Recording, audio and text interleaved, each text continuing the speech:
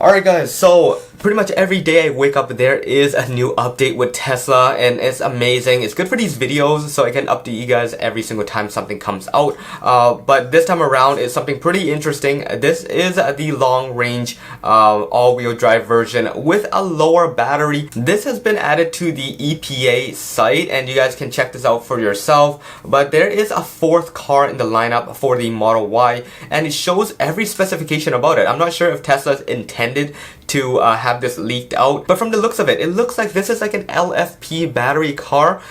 This is very comparable to the standard range version, except that this has two additional wheels being pulled by the motor, and it has a lower range. Now you will see the fuel efficiency, or should I say the MPEG equivalent, is a little bit higher than just the standard long range version, but it is less than the rear wheel drive version, and that's a little disappointing because they had a lot of time to really work this out. Preferably, I still would stick to the rear wheel drive. And honestly, I'm only saying this is because I'm so unhappy with the LFP battery that my family has. There's so many drawbacks and downsides to it. Now, a lot of you guys out there are probably saying that LFP is amazing, LFP this, LFP that. I'm talking just first-hand experience here. LFP is not that good. That's the reason that they put it on the lower end at the standard range versions of the Model 3, and likely they're going to be adding it to the Model Y as well. So all of you guys think that LFP is better than the nickel battery, you're probably wrong on that, to be honest. It is definitely slower, it's heavier, and the charging is slower.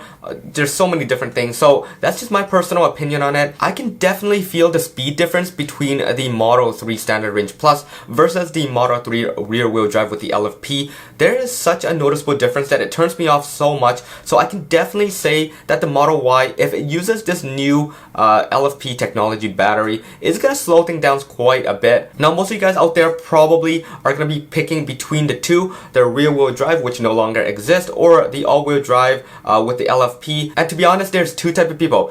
Either the one that cares about speed and all-wheel drive, or the one that just cares purely about money. I don't think this one sits anywhere in that category. It's not about speed because it's super slow. It's slower than the previous rear-wheel drive possibly, even though it's all-wheel drive, because of that extra mass to it from the LFP. And then on top of it, it's definitely not going to be cheaper because it has an additional motor to it. So I don't think this really fits in anywhere, and I don't know if the EPA is correct on this or some kind of mistake. Or even on the other side of it, it could just be for a different market.